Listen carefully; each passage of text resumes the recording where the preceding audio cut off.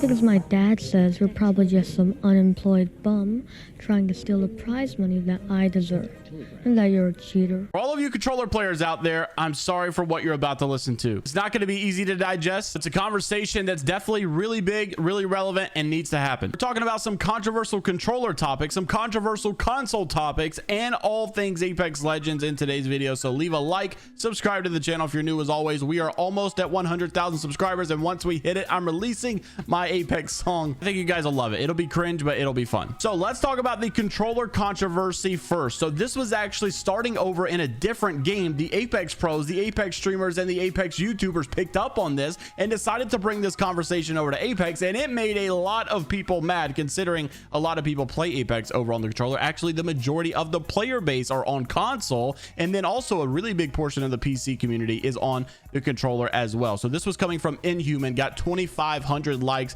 Overwatch 2 has confirmed been more based than Apex Legends. This is also coming from this article saying that Overwatch 2 console players are displeased to find that aim assist has been disabled during PC crossplay. Shortly after this, Moki Sniper made a big tweet that got over 3,000 likes, saying mouse and keyboard and controller playing in the same lobby was one of the worst developments in FPS ever, saying that Apex maybe should pick up on this idea that Overwatch 2 has brought forth. What I was really confused about is the fact that a lot of people in the comment section actually seem to agree. I was thinking that with Apex Legends having such a big controller based audience that you would have a lot of people disagree with this, but it could be the fact that Moki's known as a movement type person, someone who finds a lot of movement mechanics that are used specifically for mouse and keyboard players. But maybe there are some of you controller players out there, or even some of you console players that are obviously using the controller, that agree with this statement as well. We know that the aim assist conversation will never go away, but as time progresses, maybe we take new perspectives on them, maybe we take a different approach on them. But this was actually also on Twitter yesterday, something that gained a lot of traction.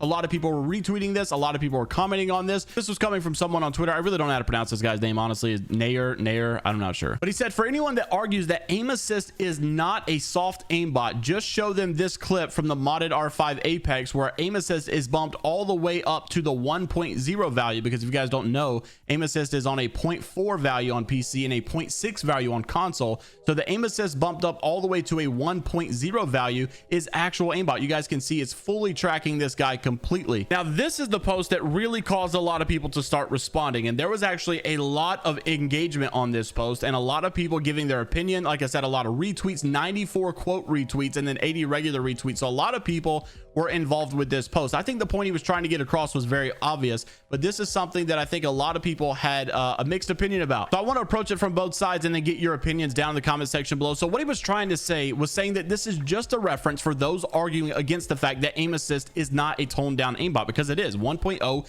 equals literal aimbot, and console gets 60% of the strength of a literal cheat. So I'm assuming obviously the audience that he's trying to target here are specifically the people that don't see aim assist as a cheat when it's maxed out to 1.0. A lot of people seem to be under the impression that target compensation just kind of goes and sways in the direction that the people go, and it's not real aimbot, it's not real cheats, and it's not that strong. But the point he's trying to make is that you're getting a fraction of a literal cheat, which is aimbot, and he's saying that we know it's aimbot because when you max it out to 1.0, it's literally locked on all the time. So speaking from his perspective alone, and I'm going to give the other perspective in just a second, aimbot is obviously a cheat. Wall hacks are obviously a cheat. Anti-recoil scripts or strike packs and stuff are obviously cheating. How weird is it that we normalize 60% literal aimbot on console and 40% literal aimbot on PC if you're using a controller, but people would freak out if you had a wall hack that worked 60% of the time or 40% of the time, or only showed 60% of their body or showed 40% of their body, or if you had a strike pack that was anti-recoil for the first 60% of your R301 clip. Even though it's not as strong, you would still consider that cheating and want people to get banned. So why is it that we've normalized people using 60% of aimbot on console and 40% on PC? So the flip side perspective, and what a lot of people in the comment section were saying, that when you're using a controller over on console, you're facing a lot of input lag, extremely low frame rates, and then on top of that, obviously the movement is extremely sluggish. You don't have tap strafe, you don't have moving while looting, you don't have like a lot of the things that you have on mouse and keyboard. So it makes sense to have some type of compensation, and then as we gradually fix some of those issues like PC, you obviously lower that aim assist, which is exactly what Apex Legends did. They have 0.4 aim assist instead of 0.6 aim assist when you're on PC, because you're not facing those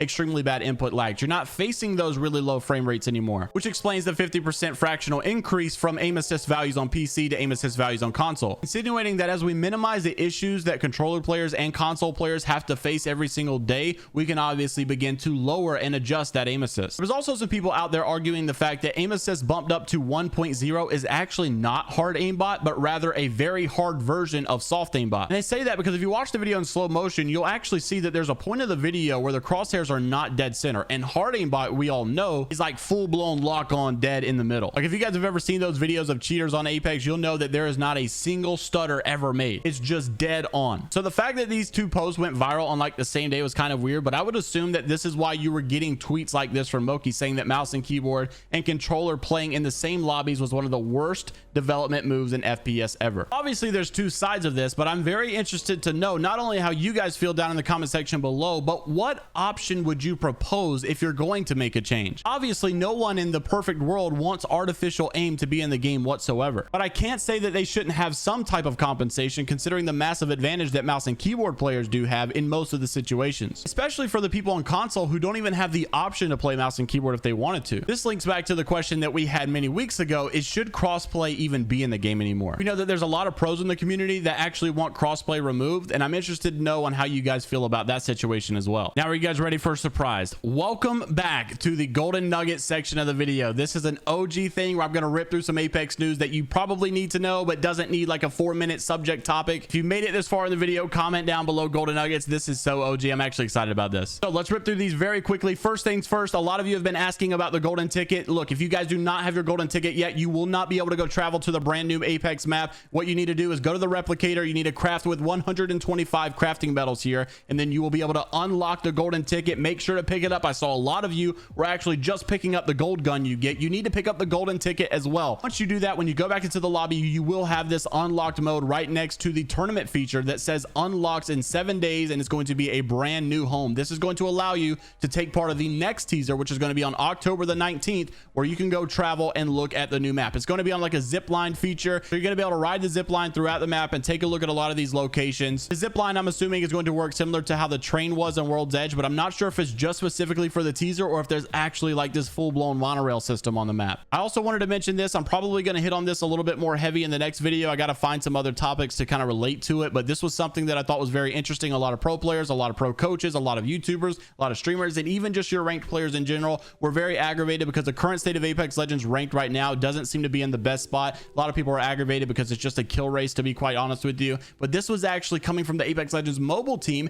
and they actually put out a huge response about the future of ranked play, and they are taking the ranked play very, very serious. And a lot of people are mad that we're not getting this same treatment. Apex Mobile has been doing such a good job. They brought solos. They're bringing so many things that the community members want. The people that are part of the mobile community seem to not be happy, though. I don't really understand, but I think a lot of people from the main game are jealous on how they are being treated and how we're not being treated. This is one of the statements that they said. They said, we've heard the community feedback that at the moment ranked only rewards a limited number of play styles. We believe that all play styles in Apex Mobile should at least be viable, and we do not want to incentivize one play style over another, such as passive play versus aggressive play. In addition, the point system is punishing. They go on, and honestly, dude, I think Apex Mobile is doing a great job. I'm glad that they took this step. I really wish the main game would go on and do something like this as well. I just wish we had more transparency like this again. I mean, it was really cool to see them come out and say, hey, we've heard your feedback. We want to do this. We listen to you. We know that you're frustrated about this. That's why we're going to change this. We haven't had that like a really in-depth conversation about ranked or the state of the game or where they're taking this game, the big goals and plans that they have for this game. And we had a little Reddit AMA about legends and weapons, but I mean, it wasn't anything groundbreaking. Like I said, we will touch more in depth on that subject very, very soon. Guys, thank you so much for watching. Like the video, subscribe to the channel if you're new as always. If you stayed all the way to the golden nugget section, thank you. Take care of yourselves. This Viber Die, only positivity, and until the next time, I will see you all later, Gators.